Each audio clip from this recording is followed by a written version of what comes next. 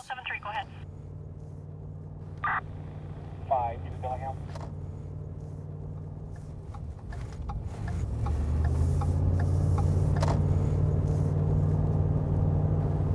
My name is Claudia Vizcarra. I'm the Neighborhood Code Compliance Officer.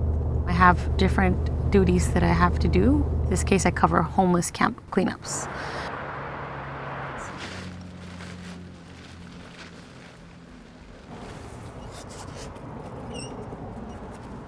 Oh, yeah. You see that? What's their name? I will get my list of complaints and write, phone calls and emails, and then I will go by and coordinate to notify of the upcoming cleanups. Hello, police department. Anyone home? Hello?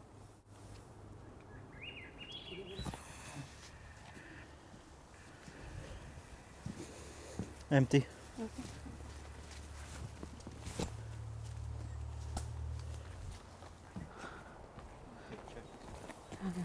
I'll continue over here.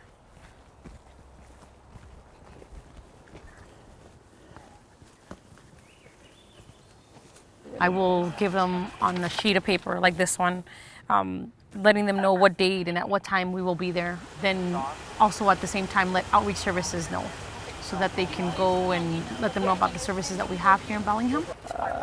What is your name, sir? You aren't supposed to be here, but I know you have a lot to tear down. So I'm going to give you a little bit more time. It's a few days to get it up because it's, I see pallets up here, so there's like a second floor here. Well, and I'm working everything, like I said, it's been a little rough since I got here. Okay.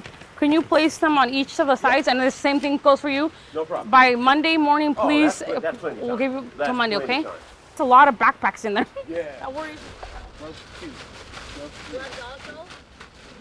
Depending on the area, we have to coordinate with different work crews, parks, the Conservation Corps.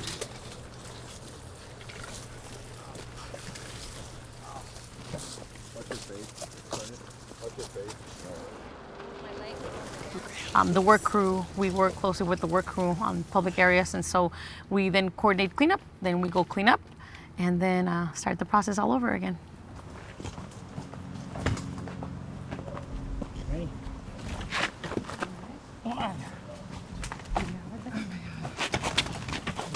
I think I have a mixture in me of compassion and firmness. My family also experienced this. I can understand it.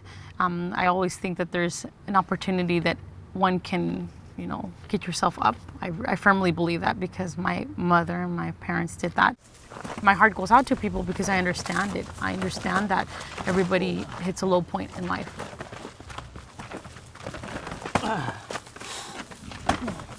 Hardship has been the way that we've learned, but we have been able to rise from it. Absolutely. It's a choice. There are lots of vulnerable people out here. I've seen it. I sometimes am shook by the people that I do run into that have clearly mental issues, and you can clearly see that they need help. It's evident that they need help. Sorry, everyone. Sorry. We're done with you. I don't want you to be done with me. It's so clear. It's so clear. So my heart does go out to people like that because there are some people out here that really, you can tell that I don't think they're capable of making a choice. Some of the graffiti that has been added, most of these camps that have been the threats is 187 on BPD. And so it stands for murder. As I have been reflecting on this, I think some people take it personally that we clean up camps.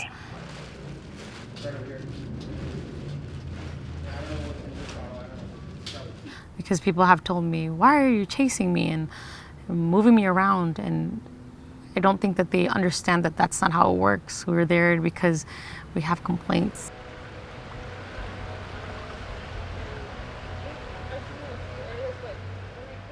Okay, if you could put them up there, take your stuff up there, please, and then we can start cleaning up. Just for the future, we've had a few encounters When I came here on Wednesday, it was not so messy. Okay, thank you.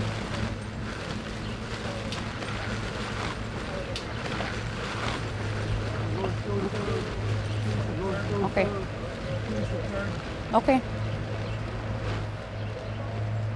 I like feeling that sense of accomplishment, but I rarely feel that way here.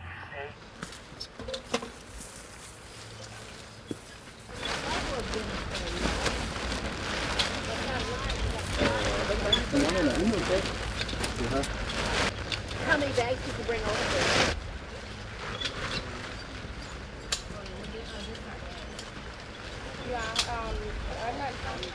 My granite.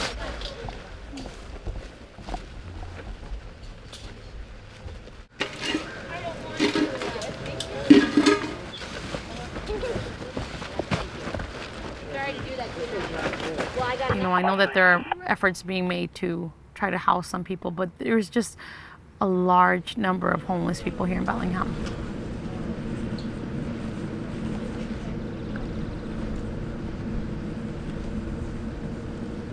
And it's a large number of camps that are very big, and they take time to clean up. They take a lot of effort. They can wear on you in so many ways. Like, it looks like the spoons have been used for drugs. I think there's a plunger to a needle. See, battery, dead tree. This is, like you said, a big, nasty latrine. Let's go ahead and climb out, guys. Sorry to rush you. Not a morning person either, but we got to get moving. When you get the runoff from these denuded sites, that causes the sediment, the feces, and the litter contamination to flow into the creek. Is this your stuff? Who suffers is from the little creatures that you can barely see all the way to the eagles. Just little teeny specks of feces can carry like up to 30 pathogens. You can make yourself quite ill. There's certain things that go through the homeless population, and those diseases can be found in water or in the soils. And this stream corridor is pretty heavily impacted by this type of activity, and we need restoration work. Restoration work is occurring 2 different sites. A lot of times you can do restoration work and end up with it just being pulled out 2 days later. It's kind of heartbreaking because you spend a lot of time nursery grazing these plants, breaking up the compaction, putting mulch down, and then you come there just a few days later and it's all gone. And there's a couple of tents there and a latrine and the usual stuff that you'll see. It's the sediment load, the loss of habitat, forest floor compaction, the damage to the plants that's impacting our entire stream corridor here.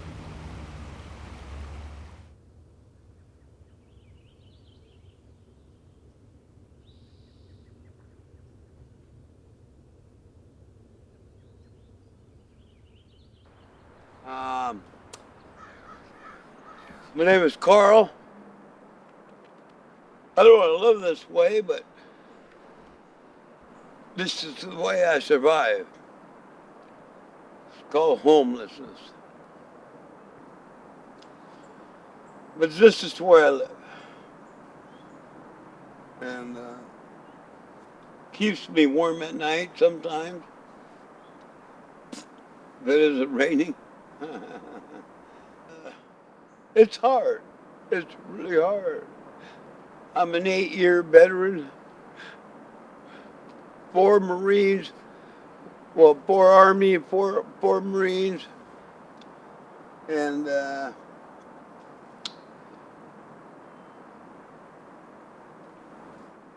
do I choose to live this way? I guess I do. I can't afford an apartment. When I came out, I was a specialist 6, a sergeant. I had a lot of platoons, but the biggest one I had 142, and they were young kids. But I brought back 140. 2 of them died. And that, that really, really, really, really hurts my heart. I've been living out in the wood for 8 years now. After my mama passed away, she was 93 years old. You know, and I took care of her for 23 years. I got a divorce over it and all 9 yards. It's because of me. It's because of me. You can change yourself.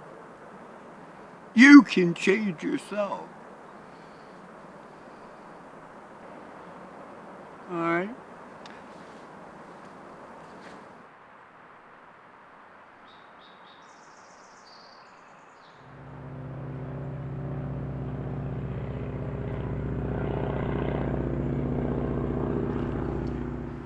My name is Kate Robertson, and I'm with the homeless outreach team at the Opportunity Council. I'm the street outreach team lead.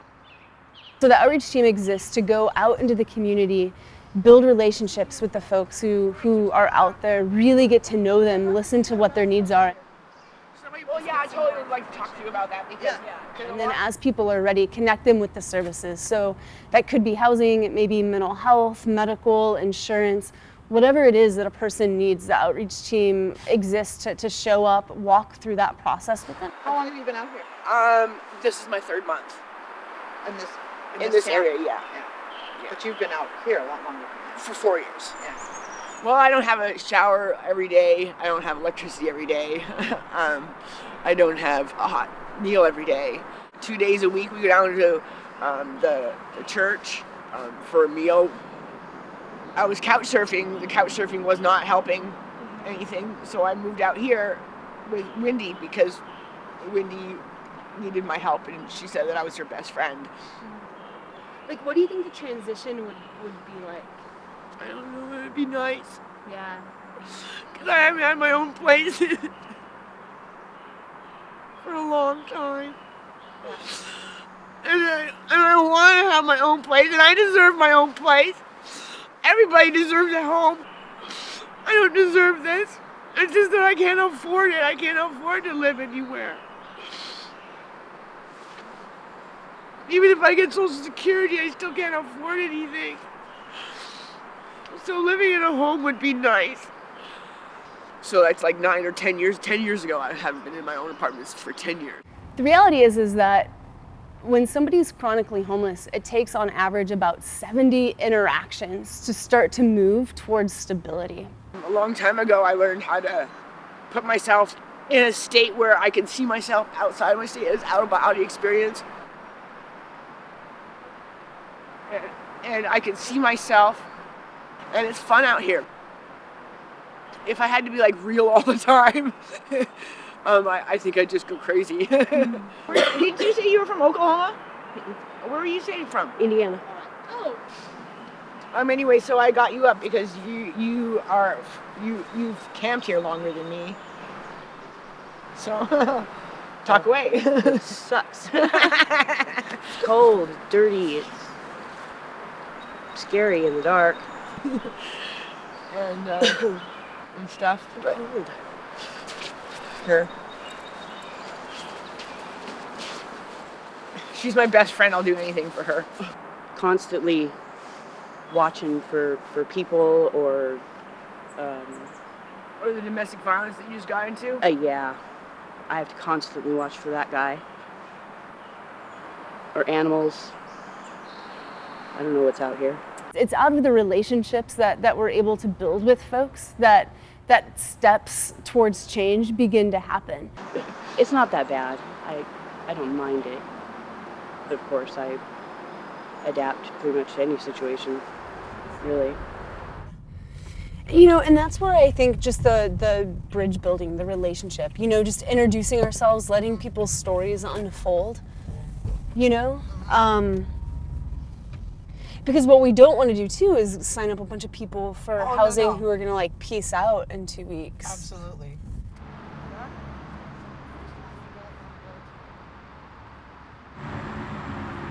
Flagged officer safety in our system. Okay. Hello? Is anyone home? It's Kate and Teresa with Outreach. Anyone here? Conditions in the camps really vary. You know, it depends. You've got some folks who will pack up every night and then they don't leave any trace and you don't even know that they're camping, to other camps that are really established. There's a lot of stuff in them. Yeah, I kind of lost Sam the other day. I was gonna. Yeah, well, he's out of the hospital. You know, I think the key is just, it's gonna be a slow build of a relationship, and it's gonna be listening to what she's saying underneath. You've got a lot of folks who are dealing with either mental health or drug addiction or possibly a criminal history that prevents them from getting into housing. Where do you normally hang out? Like, where would be a good place to connect with you? Maybe downtown or. What we find with folks at camps is just that there are a lot of really complex issues that they're dealing with. I'm with the Catholic Community Center over there, right? Yeah. And I said, hey, Scott, I said, I'm ready to go. Let's go. You know, you know. Yeah. You know what I'm But saying? he knows that. But yeah. you know, and detox before. I just want to go to treatment. So they're looking for the treatment. Yeah, they're just looking for a bed date. Okay. And it'll be a couple of weeks. You know, I'll be a far, far better man. Because I want it. Yeah. The law ain't put me there. You know, I want to do it because I'm ready. You need a slap on the back every once in a while.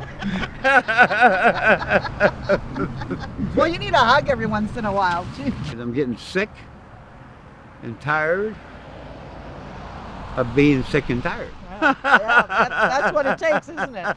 That's what it takes, yeah. Yeah, I'm ready. I'm ready to rock and roll.